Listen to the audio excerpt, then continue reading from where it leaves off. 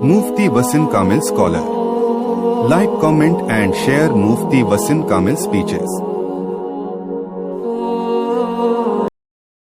21 पारे से ये सूरह अज़ाब चलती, जिसके अंदर अल्लाह तबारक व तआला ने अज़वाजे मुतहरात यानी नबी करीम सल्लल्लाहु अलैहि वसल्लम की बीवियाँ, उनके मकाम को बयान फरमाया और बताया गया कि अगर कोई आदमी तक़वा इख्तियार करेगा या मसरात अल्लाह के नबी की अज़वाजे मुतहरात तक़वा इख्तियार करेगी तो उनको डबल अजर दिया जाएगा। दूसरे नंबर पर बताया कि अहले बैत में कौन कौन शामिल है। इन्नमा युरीदुल्लाहु लियुज़हिबा अन्कुम अहलल बैत व युतहिरकुम तत्हीरा। यह आयत के सियाक और सबाक और इससे पहले की आयतों पर गौर करने से यही पता चलता है कि अल्लाह के नबी सल्लल्लाहु अलैहि वसल्लम की बीवियाँ और आपकी बेटियाँ और आपकी बेटियों के बच्चे, ये सब के सब अहले बैत के अंदर दाखिल हुए अल्लाह के नबी सल्लल्लाहु अलैहि वसल्लम। उसके बाद में अल्लाह तबारक व तआला ने एक वाक़े का यहाँ पर तज़किरा फरमाया है, आयत में नाज़िल फरमाया। वो वाक़या हज़रत ज़ैद बिन हारिसा का है। ज़ैद बिन हारिसा का निकाह अपनी फूफी की बेटी हज़रत ज़ैनब बिन्त जहश के साथ कराना चाहा तो हज़रत ज़ैनब और उनके भाई अब्दुल्ला बिन जहश ये बात नागवार हुई, क्योंकि हज़रत ज़ैद जो है ये आज़ाद करना बुला अल्लाह के नबी के ज़माने में, और ज़ैनब जो थे ये कुरैशी ख़ानदान की बड़े ख़ानदान की बेटी थी, जिससे साफ ज़ाहिर होता कि ये ऊँचे ख़ानदान की थी और हज़रत ज़ैद एक मामूली गुलाम थे। तो अल्लाह ताला ने आयत को नाज़िल फरमाया कि जब अल्लाह ताला या उसका रसूल किसी चीज़ का फ़ैसला करना, अल्लाह के नबी ने किसी चीज़ का बदला दिया तो फिर किसी मोमिन को किसी मोमिना को शान लायक नहीं कि वो उस फैसले को कबूल ना करे। और अल्लाह के नबी ने फैसला कर दिए तो इंसान को फैसला कबूल करना ही पड़ेगा। अगर कोई कबूल नहीं करेगा तो ईमान वाले की शान नहीं। तो इस आयत के नुज़ूल के बाद दोनों भाई बहन ने अपना सर तस्लीम कर लिया और अल्लाह के नबी के पास में आ गए और निकाह पर राज़ी हो गए। अब हज़रत ज़ैद और ज़ैनब का वाक़या कुरान में यहाँ से बयान कर रहा है। वही क़ूलु लिल्लज़ी अनअम अल्लाहु अलैहि व अनअमत अलैहि अमसिक अलैक। आपने हज़रत ज़ैद बिन हारिसा का निकाह अपनी फूफी की बेटी हज़रत ज़ैनब से करा दिया, क्योंकि ज़ैनब ऊँचे ख़ानदान की थी और ज़ैद आज़ाद करदा गुलाम थे, इसलिए उनकी आपस में नहीं बन सकती। इसीलिए शरीयत मुताहरा ने निकाह के अंदर कुफू यानी बराबरी सराबरी करार दिया कि जो लेवल का आदमी है वो वही लेवल की मस्तूरात घरवाली लाए। अगर वो अपने से या ज़्यादा पढ़ी लिखी डालेगा या बड़े घर की ऊँचे घर की डालेगा तो उसका निभा नहीं हो सकता, उसमें दोनों की बनेगी नहीं। अब वो उसके सामने छोटी छोटी चीज़ों को हकीर समझेगी, जो बड़े बड़े चीज़ों पर वो आरामदेह चीज़ों को इस्तेमाल कर कर यहाँ पर आई है। अब यहाँ पर इनका दोनों की नहीं जगी थी, हज़रत ज़ैनब की और हज़रत ज़ैद। नबी करीम सल्लल्लाहु अलैहि वसल्लम से तलाक देने के लिए मशवरा किया हज़रत ज़ैद। आपने फरमाया कि अल्लाह से डर, तलाक न दे और एक दूसरे के हुकूक अदा करो कि अल्लाह के नबी ने उनको समझा। अल्लाह ने नबी को वही के ज़रिए से आगाह कर दिया, बता दिया कि तलाक होगी, उसके बाद आप अल्लाह के हुक्म से ज़ैनब से निकाह करें। बज़रिए वही बताया गया कि ज़ैनब का और ज़ैद का ज़्यादा दिनों तक नहीं चलने वाला है। एक वक्त आएगा कि ज़ैनब को तलाक दे दी कि ज़ैद, और उसके बाद अल्लाह तबारक व तआला अपने हुक्म से ज़ैनब को आपके निकाह में करें। लेकिन नबी अकरम सल्लल्लाहु अलैहि वसल्लम इसका इजहार नहीं फरमा रहे थे, क्योंकि आपका निकाह होने से मुखालिफिन को एतराज़ का मौका मिल जाता था। जो अल्लाह के नबी पर एतराज़ करते रहते थे, कीचड़ उछालते रहते थे, तो अगर वो अल्लाह के नबी निकाह करते तो फ़ौरन पकड़ लेते और फिर उनका काम चलता रहता था कि ये देखो ये नबी ऐसे है, ویسے یہ ایسا کرتے یہ ویسا کرتے. تو یہ ہم دیکھتے بھی ہیں معاشرے میں بھی, اور اللہ کے نبی کے زمانے میں بھی ایسے لوگ ہوتے تھے کہ وہ بالکل ٹک ٹکی بانے ہوئے اللہ کے نبی پر دیکھتے تھے یہ کیا کرتے, کہاں پر غلطی کرتے, تو ہم ان کی غلطی کو اچھالیں. تو اللہ کے نبی کی حکمت تھی کہ آپ سمجھ لیں کہ اگر میں نکاح کروں گا تو مخالفین اعتراض کا موقع مل جائے گا. اس لیے کیونکہ حضرت زید جو اللہ کے نبی کے منہ بولے بیٹے تھے, اور لوگ یہ کہیں گے کہ دیکھو منہ بولے بیٹی کی بیوی سے انہوں نے نکاح کیا, لیکن اللہ کے نبی اکرم صلی اللہ علیہ وسلم کو کے ذریعے سے اس رسم کو مٹھانا چاہا کہ منہ بولا بیٹا احکامات میں حقیقی بیٹے کی طرح نہیں ہے. اس لیے پیچھے حکم آیا تھا لے بالغ, یعنی اگر کسی شخص نے دوسرے لڑکے کو یا بیٹی کو لے لیا تو اس کو اس کے اصلی باپ کے نام سے ہی پکارا جائے گا, اور اگر وہ دوسرے باپ نے جس نے لیا اس کے نام سے پکارا جائے گا تو گویا کہ ایسا ہے اس نے اپنے نسب کو بدل دیا, اپنے خون کو چینج کر دیا, بدل دیا, ایسا ہو جائے گا. اس لیے اگر لے بالغ بھی ہے لیا ہے کوئی اپنے پاس میں, اگر اس کو بچے نہیں ہے دوسرے بچے کو لے کر کے رکھ رہا تو وہ اس سے کیا اصلی باپ کا ہی اس کا نام لکھنا پڑے گا. تو یہاں پر یہ زید منہ بولے بیٹے تھے, حقیقی بیٹے نہیں تھے. اس لیے حضرت زید کا طلاق کے بعد نبی اکرم صلی اللہ علیہ وسلم کا حضرت زینب سے نکاح ہو گیا, اور اگلے آیت میں بتایا کہ آپ صلی اللہ علیہ وسلم کسی مرد کے نسبی باپ نہیں, لیکن آپ اللہ کے رسول اور خاتم النبی صلی اللہ علیہ وسلم, اللہ نے آپ پر نبوت کے سلسلے ختم کر دیا. اس لیے عقیدہ ختم نبوت کہ آج ہم دیکھ رہے ہیں کہ نئے نئے لوگ دنیا کے اندر پیدا ہو رہے ہیں اور نبی ہونے کا دعویٰ کر رہے ہیں, آج بھی کر رہے ہیں, پہلے بھی کیے ہیں. تو اس میں ہم کو سمجھنے کی ضرورت ہے کہ اللہ کے نبی خاتم النبیین ہے, اللہ نے آپ کا نبوت کے سلسلے کو ختم فرما دیا. اس لیے آپ جو بھی نبوت کا دعویٰ کریں گا وہ کذاب ہے, جھوٹا ہے, اور اس کے بعد مانی نہیں جائے گی, کیونکہ آپ تمام نبیوں میں سب سے آخری نبی ہے اللہ کے نبی صلی اللہ علیہ وسلم. تو آپ کو نبی ماننا بھی ضروری ہے اور آخری نبی ماننا بھی ضروری ہے. اگر کوئی شخص آپ کو آخری نبی نہیں مانتا, نبی مانتا, تو وہ دائرۂ اسلام سے خارج ہے, اور جو آپ کو نبی نہیں مانے گا وہ بھی دائرۂ اسلام سے خارج ہو جائے گا. جو نبی مانے گا لیکن آخری نہیں مانے گا تو وہ بھی دائرۂ اسلام سے خارج ہو جائے گا. اس لیے اپنی ختم نبوت ہمارا مضبوط ہونا چاہیے کہ اللہ کے نبی کے بعد کوئی نبی نہیں, آخری نبی حضرت محمد مصطفیٰ صلی اللہ علیہ وسلم ہے. اور اللہ تعالیٰ نے آپ کے کچھ صفات قرآن کے اندر بیان فرمائے خاتم نبی کی. اس کے بعد میں اللہ تعالیٰ نے کھانا کھانے کی دعوت کے آداب بیان فرمائے. یا ایھا الذین آمنوا لا تدخلوا بیوت النبی الا ان یؤذن لکم. یہ نبی صلی اللہ علیہ وسلم کو واقعہ بتا دیا اور ہم کو آداب بھی بتا دیے کھانا کھانے کا. حضرت زینب بنت جہش سے جب نکاح ہو گیا اللہ کے نبی کا, اور آپ نے ولیمہ کھلایا تو لوگوں کو بلایا کہ ولیمہ کے اندر جاؤ کھانا کھانا. تو بعض احباب کیا کیے, کھانا تیار ہونے سے پہلے آ گئے تھے, کھانا بننے کا تھا اس سے پہلے آ گئے, اور حضور کا گھر چھوٹا سا تھا, بٹھانے کی جگہ نہیں تھی. تو حضرت زینب دیوار کی طرف ہو کر کے بیٹھ گئی.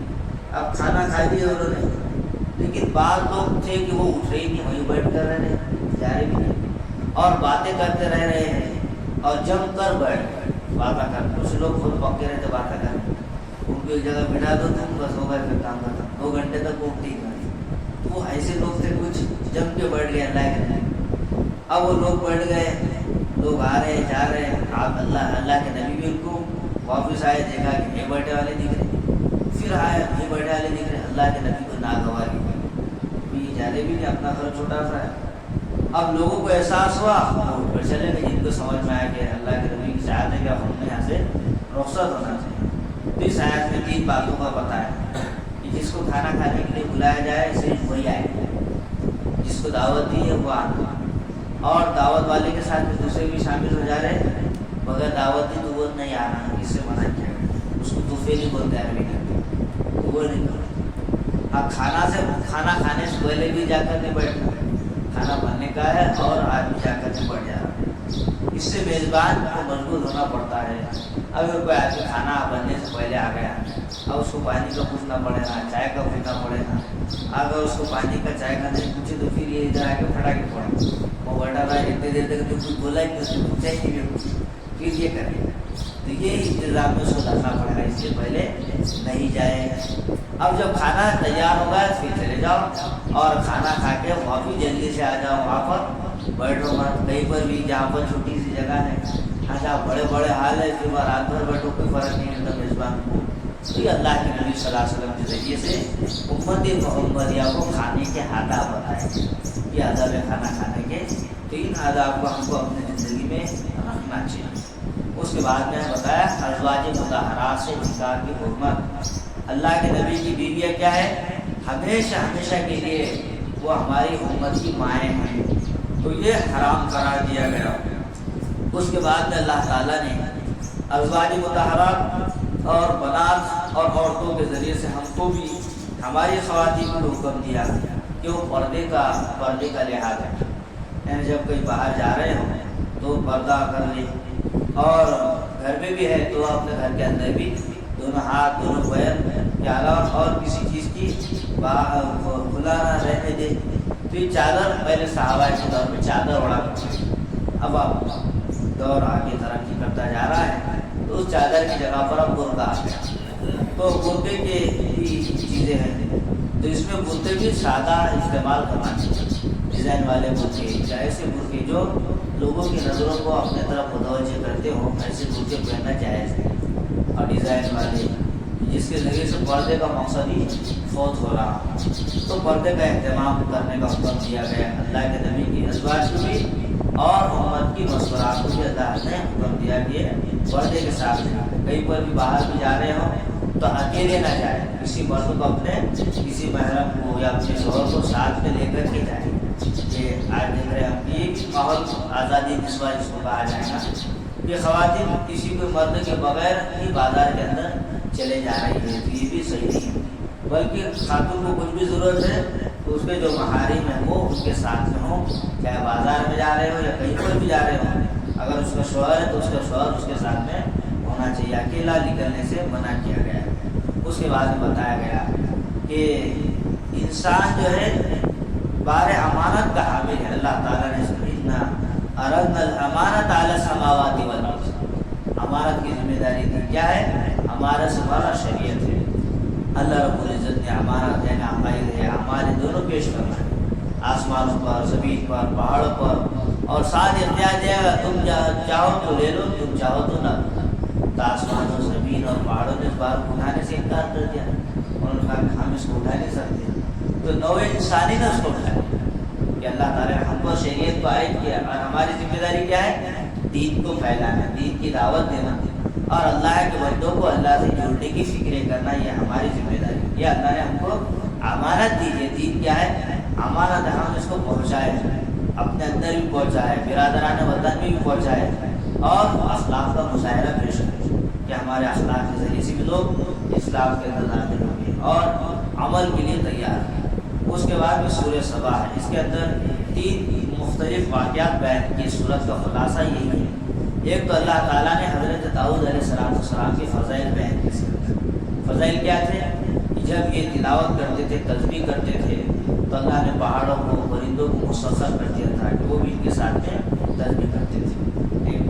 دوسری فضیلت یہ ہے کہ اللہ تعالیٰ نے ان کو لوہے کو ان کے لیے نرم کر دیا تھا، جیسا اپنا دھاگا ہے وہ نہیں، اس کو جیسے کدھر بھی موڑ دیتا آدمی، ویسے لوہا ان کے لیے تھا جو زیرہ بناتے تھے اور اس کو بیچتے تھے۔ حالانکہ بادشاہ تھے، نبی بھی تھے، لیکن خود کما کر کے اپنی زندگی بسر کرے۔ اس کے بعد اللہ تعالیٰ نے سلیمان علیہ السلام کی معجزے فرمائے، ولی سلیمان الریح، کہ اللہ تعالیٰ ان کا ہوا پر حکومت عطا فرمایا۔ یہ ایک ہوا رہتی تھی اور وہ ہوا پر ایک تخت رہتا تھا، وہ تخت اڑتا تھا، کئی لمبے لمبے سفر ایک صبح ایک شام میں پورا کر لیتا تھا، ایسا تو ہوتا مہینوں کے مسافر، جہاں پر جانے کو مہینے لگتے تھے ایک صبح ایک رات میں پہنچ جاتے تھے، ایسا تخت تھا۔ تو آج حجاز دیکھو اپنے ایروپلین، وہ بھی کئی لمبے لمبے سفر کچھ گھنٹوں کے اندر طے کر رہا ہے۔ تو یہ کئی زمانے پہلے حضرت سلیمان کو اللہ تعالیٰ نے ایسا معجزہ دیے تھے کہ وہ تخت ان کو جہاں پر چاہتے تھے وہاں لے کر کے چلے جاتا تھا۔ تو یہ اللہ تعالیٰ نے ان کے معجزات دیے اور بڑی حکومت اللہ نے عطا فرمائی۔ حضرت سلیمان کی جیسی حکومت نہ کسی کو دی جائے گی، نہ کسی کو دی گی، اتنی لمبی چوڑی حکومت پوری دنیا پر حکومت کرے جیسی تو ایک موقع پر بتایا فلما قضینا علیہ الموت ما دلهم علی موت. حضرت سلیمان ایک دن عبادت کے لیے عصا لے کر کھڑے ہوئے بات کریں. جنات دیکھ رہے تھے آپ کے ساتھ ساتھ ہماری نگرانی بھی کر رہے ہیں. جنات کو واس کرتے تھے حضرت سلیمان علیہ السلام کیا کرنے کے لیے. جنات بہت شریر مخلوق ہے، جیسے وزیر میں اپنے بچے مسئلہ کرتے ہیں ایسے وہ بھی کرتے رہتے ہیں، تو ان پر دھیان رکھتے تھے. حضرت لمبی لے کر کے رہتے تھے. تو جنات دیکھتے تھے سلیمان دیکھ رہے ہیں، اپنے کام کرتے رہنا پڑتا. اور اسی دوران ملک الموت نے اللہ کے حکم سے آپ سے سارا لگائے ہوئے آپ فوت ہو گئے. لیکن جنات یہی سمجھتے تھے کہ سلیمان زندہ ہے اور نگرانی کر رہے ہیں. 1 سال تک جنات اپنے کام میں لگے. کام چڑھا تھا مسجد کا، بیت المقدس دیکھتے تھے، دیکھ رہا کام کرو دیکھ رہے.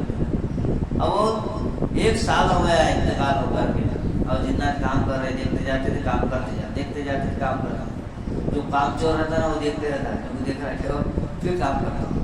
تو جب تعمیر کا کام مکمل ہوا اللہ تعالیٰ نے حکم دیا، اللہ نے دیمک کے کیڑے کو بھیج دیا، جاؤ حضرت موسیٰ کے سلیمان کے عصا میں کھانا چالو کرو اپنا ٹھیک.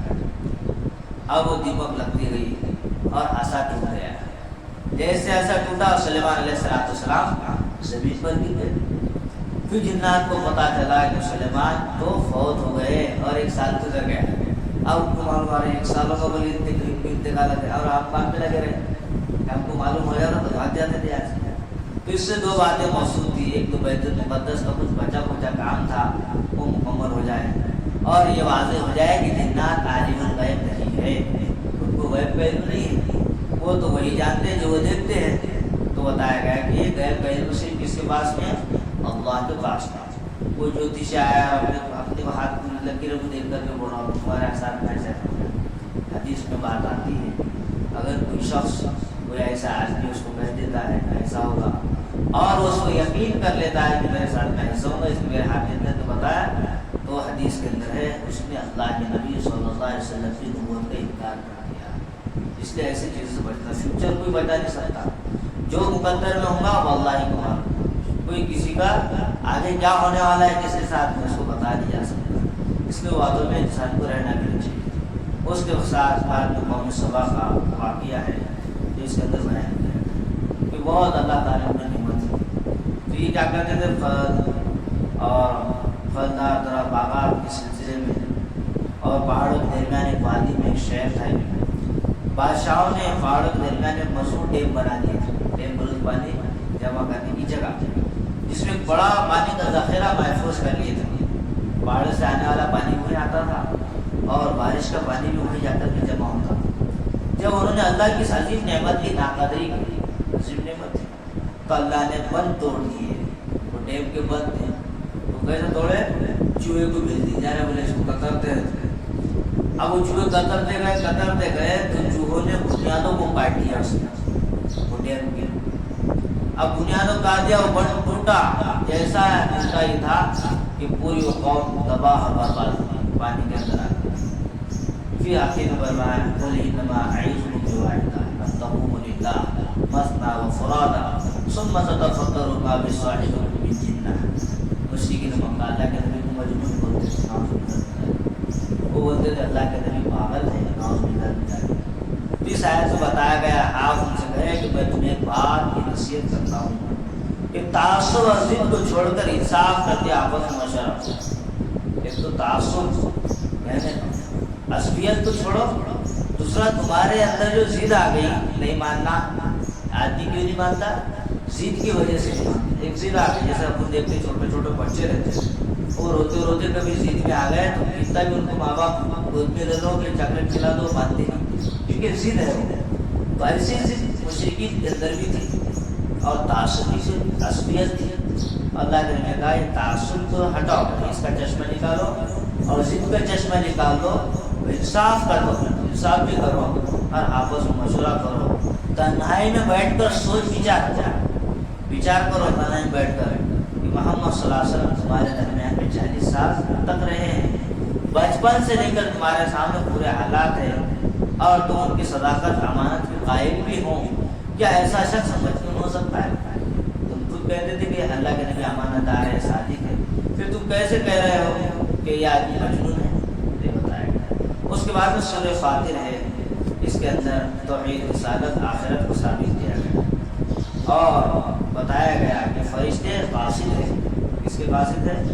اللہ نے فرشتوں کو اپنا قاصد بنا کر کے دنیا میں بھیجا ہے۔ اللہ کا پیغام فرشتے لاتے ہیں، انبیاء کے ذریعے پہنچاتے ہیں، اور سب فرشتوں میں سب کے فرشتوں کے سردار کون ہیں؟ حضرت جبرائیل علیہ السلام۔ اس کے بعد میں اللہ تعالیٰ نے 3 قسم کے افراد کا تذکرہ فرمایا۔ 3 قسم کے افراد، ام المومنین حضرت عائشہ رضی اللہ تعالیٰ عنہا اور دیگر صحابہ کرام سے یہ بات ثابت ہے کہ 3 قسم کے افراد ہیں، ایک ظالم ہے، ایک معتدل ہے اور ایک سابق بالخیرات ہے۔ یہ تینوں امت محمدیہ کے اندر افراد 3 قسم کے لوگ ہیں۔ تو ظالم وہ ہے جو نیکی بھی کرتا ہے اور گناہوں سے بچتا بھی نہیں ہے، یہ ظالم ہے۔ معتدل وہ ہیں جو حلال کام کرتے ہیں اور حرام سے بچتے ہیں لیکن مکروہات سے نہیں بچتے، جو مکروہ چیزیں ہیں وہ کر دیتے ہیں، یہ معتدل۔ اور مستحبات کو نہیں کرتے، جو چیزیں مستحب ہے کریں گے تو ثواب ملے گا، نہیں وہ بھی معتدل لوگ۔ سابق بالخیرات وہ ہے جو حلال کام کرتے ہیں، حرام سے بچتے ہیں، مستحبات اپناتے ہیں اور مکروہ سے ناپسندیدہ چیزوں سے بچتے ہیں، لیکن اس کے باوجود بعض مباح چیزیں ہیں جن کے کرنے کی اجازت ہے، وہ عبادت میں ہر درجے تک انعام شبہات کی وجہ چھوڑ دیتے ہیں۔ یہ 3 طبقے، ایک ظالم گناہ کرنے والا، ایک معتدل، اور آخر میں بتایا کہ سابق بالخیرات، اس لیے انسان کو سابق بالخیرات بننے کی کوشش کرنا چاہیے، یہ سب سے اچھا معاملہ ہے۔ اس کے بعد اللہ تعالیٰ نے جانوروں کی ہلاکت کا مطلب بیان فرمایا، وَلَوْ يُؤَاخِذُ اللَّهُ النَّاسَ بِمَا كَسَبُوا مَا تَرَكَ عَلَىٰ ظَهْرِهَا مِن دَابَّةٍ۔ اگر اللہ تعالیٰ اعمال کفریہ کی وجہ سے سزا دے، بڑی جامع بات آخر میں بتائی گئی ہے اور بہت غور سے سوچنے کی بات ہے۔ اللہ تعالیٰ اگر اعمال کفریہ کی وجہ سے سزا دے تو اس روئے زمین پر کوئی بھی زندہ نہیں رہے گا، ہم سے بھی گناہ ہوتے رہتے ہیں اور ہم بھی اللہ کی نافرمانی کرتے ہیں، لیکن دیکھو اللہ تعالیٰ اتنے علم والے ہیں، اللہ تعالیٰ کی اتنی مہربانی کا معاملہ اپنے ساتھ میں کر رہے ہیں کہ ہم گناہ کر رہے ہیں، اللہ کی نافرمانی کر رہے ہیں، تب بھی اللہ تعالیٰ نے جو چیزیں ہمارے لیے پیدا کی اس کو چھین رہے نہیں اللہ تعالیٰ۔ جیسا کوئی آدمی کسی کا غلام ہو اور وہ غلام اس کی فرما برداری نہ کرے تو آقا کیا کرے گا؟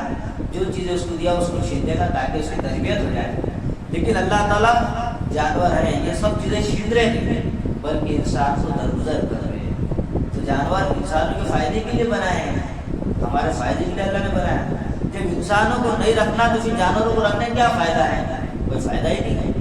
اس لیے انسان کو چاہیے کہ وہ اپنے عمل کے اندر جان پیدا کرے، اللہ کی فرما برداری کرے، اللہ کی اطاعت کرے، سرکشی سے، نافرمانی سے، گناہ والی زندگی سے اپنے آپ کو بچائیں اور اللہ کا مکمل فرما بردار بندہ بن کر زندگی گزارے۔ مکمل فرما بردار بندہ، سورہ یاسین ہے لیکن زیادہ حصہ اس کا 30 سے پڑھائی